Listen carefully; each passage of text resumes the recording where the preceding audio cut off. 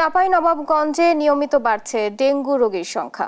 এখন পর্যন্ত 1000 রোগী ডেঙ্গুতে আক্রান্ত হয়েছেন। এ নিয়ে বিস্তারিত জানাতে সরাসরি যুক্ত হচ্ছেন সহকর্মী তারেক রহমান। তারেক, পৌর প্রশাসন ডেঙ্গু প্রতিরোধে প্রয়োজনীয় ব্যবস্থা নিচ্ছে কিনা আমাদের জানাবেন।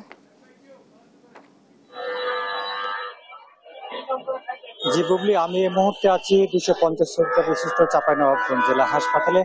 আজকে হাসপাতাল কর্তৃপক্ষ আমাদেরকে খুদে বার্তায় জানিয়েছে চাঁপাইনবাবগঞ্জে শুধুমাত্র এই হাসপাতালে কিন্তু 1000 ডেঙ্গু রোগীর সংখ্যা ছড়িয়ে গেছে।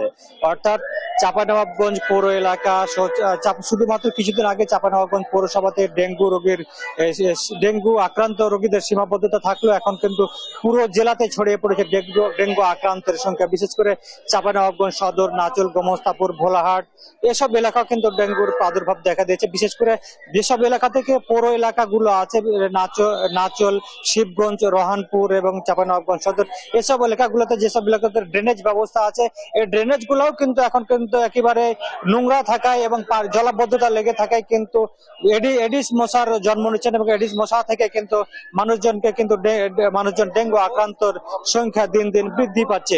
আমরা কিন্তু দেখেছি যে একই পরিবারের 4 থেকে 5 জন এবং 7 থেকে 8 জন রোগী মানুষ কিন্তু ডেঙ্গুতে আক্রান্ত হয়েছে এবং যারা ডেঙ্গুতে আক্রান্ত হয়েছে সুস্থ হওয়ার পরেও কিন্তু তাদের কিন্তু শারীরিকভাবে নানা জটিলতা দেখা দিচ্ছে।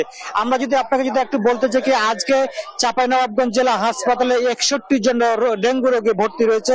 এর মধ্যে 22 জন মহিলা, 33 জন পুরুষ এবং 6 জন ছেলে এবং 3 জন মেয়ে এবং 3 জন ছেলে রয়েছে। এনে সব মিলে কিন্তু 1000 ছাড়িয়ে গেছে। চাঁপাইনবাবগঞ্জ জেলা হাসপাতালে 2টি ডেঙ্গু ওয়ার্ড প্রস্তুত করে রাখা হয়েছে এবং 2টি ওয়ার্ডে কিন্তু পর্যাপ্ত পরিমাণে ডাক্তাররা চিকিৎসা দেওয়ার চেষ্টা করছে।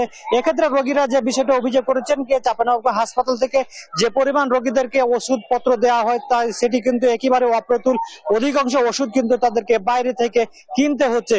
এক্ষেত্রে যারা গরিব অসহায় মানুষ যারা আছে, যারা ডেঙ্গুতে আক্রান্ত হচ্ছে, তারা কিন্তু অনেকে কিন্তু ক্ষতিগ্রস্ত হচ্ছে এবং অনেকে কিন্তু অনেক বিপদে পড়ে যাচ্ছে। আমরা কিন্তু কথা বলেছিলাম চাঁপাইনবাবগঞ্জ জেলা হাসপাতালের কর্মকর্তাদের সঙ্গে। তারা বলছেন তারা কিন্তু যদিও হাসপাতালে বেডের সংখ্যা কম, তাদেরকে মেঝেতে কিন্তু চিকিৎসা দিতে হচ্ছে। তারা মশারি টাঙানোর পরামর্শ দিচ্ছেন। তারা কিন্তু স্বাস্থ্যবিধি মেনে চলার কথা বলছেন এবং বাসা বাড়িও কিন্তু পরিষ্কার পরিচ্ছন্ন রাখার কথা বলছেন। আমরা কথা বলার চেষ্টা করেছিলাম চাঁপাইনবাবগঞ্জ পৌর কর্তৃপক্ষের সঙ্গে। তারাও আমাদেরকে বলছেন তাদের যে স্প্রে করে যে ফগার মেশিন রয়েছে, অধিকাংশ মেশিনগুলো তাদের নষ্ট হয়ে রয়েছে, তারা ভালো করার চেষ্টা করছে।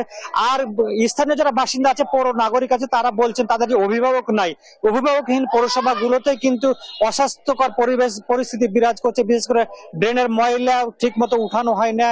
তারপর বাসা বাড়ির যে ময়লাগুলো আছে, সে ময়লাগুলো কিন্তু সময় মতো উঠানো হয় না।